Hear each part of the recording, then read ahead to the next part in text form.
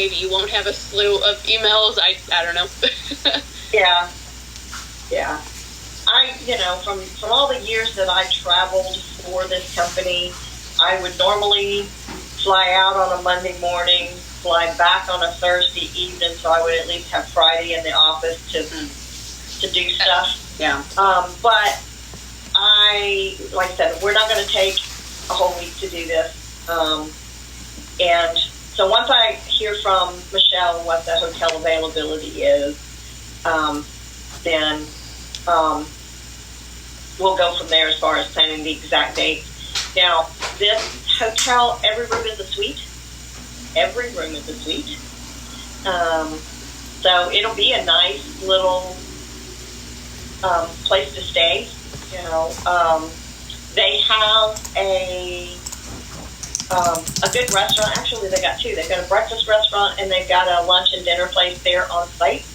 But I would like to get the team out and go someplace nice well, maybe not nice, but get out of the hotel for dinner one night instead of having something catered there at the hotel. Let's get out of the hotel a little bit. But anyway, so we have a venue picked, and like I said, I'm just waiting and hoping and waiting to hear back from Michelle. I didn't email. It's probably just an hour or so ago that I emailed her.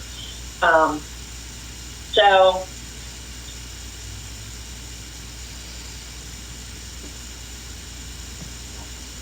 we have a venue, right?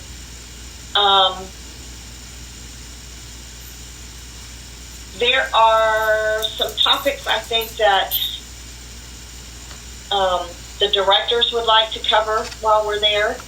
There's some topics I think Kelly would like us to cover while we're all there, some things that might help the overall integration process, or maybe just some education on what your team project managers do, and what kind of a resource they can be for you. But there are probably also things at manager level, Megan, accountant level, Gracie, Destiny, that you guys or your peers may have been talking about. We really need to come together on this, that, or the other thing. So I only scheduled this for a half an hour, but this is kind of where I wanted us to kind of spitball ideas. What kind of things do we want to cover while we're all there together as a group? For one thing, I want to talk about some standardization, some best practices. Because I know that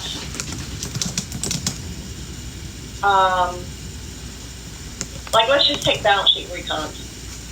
I know there's probably 2 or 3 different versions of a recon for a certain balance sheet account, and we all have our preferences as to which one we like. But I think that we need to, sit down around the table and say, okay, here's what everybody's using. And if we have different versions of it, what are the pluses and minuses of the different versions, and come to an agreement that everybody's going to use this version. That's one of the topics I want to talk about. It's a standardization.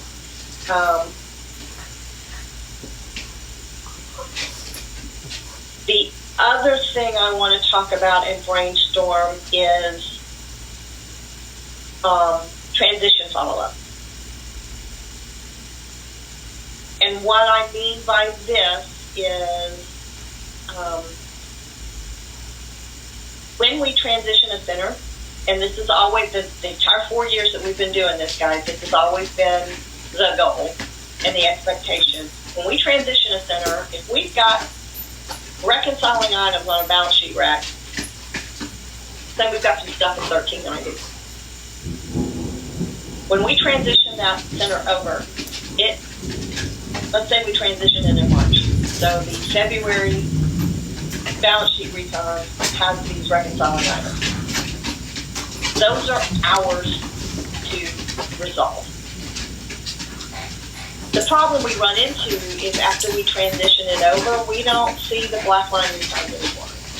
So we've got to come up with a good way of, again, standardize across the board how each team can keep track of, okay, these were the reconciling items on these balance sheet accounts, and how are we going to monitor and track that we have resolved those? Because we can't see the center of black line anymore. So, just an FYI, a couple of us are lobbying to do away with black line. I don't know if we're going to get very far with that, but we're lobbying for it, okay? At least for the balance sheet recon piece. The task manager piece, heck, I think we could probably do just as well with that in Smart Sheets. You know, but the task management piece, I don't have a problem with the balance sheet piece, especially during, the transition period when, we're still supposed to be helping out and we can't see the recon to black line anymore. It kind of handicaps us a little bit, don't y'all think? Yep. So those are the two ideas that, come immediately to my mind.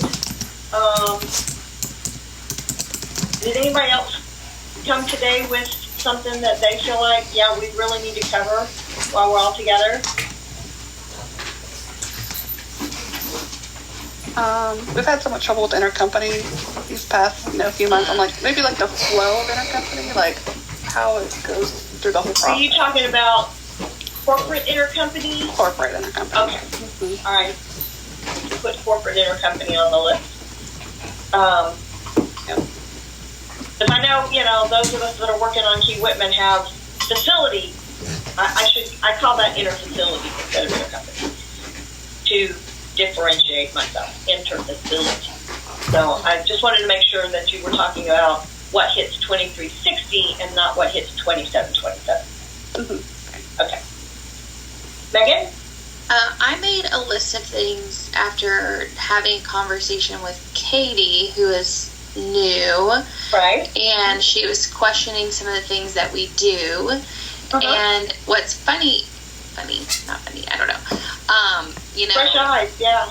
Right. And so I'm like, okay, I started at the company doing the same thing we're doing now. Like, I've done this for 15 years. And so 15 years ago, when I started, this is what we did. Granted, nothing was electronic, and we did everything on paper and printed it out and put it in binders. So, that's fun. And so it's sort of like, okay, this is what audit looked for. This is what we did in centralized accounting. Everything was very standardized. We used the same all capital letters, like when we put in our journal entries, because it makes the GL cleaner. It looks a little less sloppy when things aren't in upper and lower case. Yeah, like our journal entry references were all the same, and anyway. And so I kind of go back to what I did, what I've always done, right? And I know that things have changed over the years, and so she was questioning, for example, like, why do I need to save, if I reclass something off of the balance sheet because, it wasn't right. Why do I need support for that as long as my balance sheet is correct? And so I was like, okay, I guess that's a good question. Like, your balance sheet is right, but you need support for your journal entry.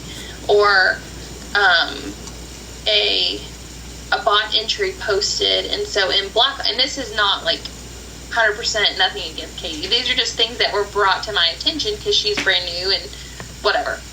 And so, like, on a black line task where a bot entry was posted, she just made a note that I saw that the entry was posted, certified. But there was no, like, batch page and support to go with it. And so I was like, well, because I'm still posting journal entries, when I get a a bot entry. I pull the batch. I pull the payroll report or whatever. If we're using payroll as an example, I pull the payroll report. And because I know that the bot is not always correct, especially when new departments are added to a payroll, I will check direct and indirect salaries. I'll, make sure that cash was posted correctly, which even one of my, recently cash was off 10 cents for whatever reason. But anyway, so that's what Megan has always done. But then I went to Kyle and I said, hey, manager, what are you required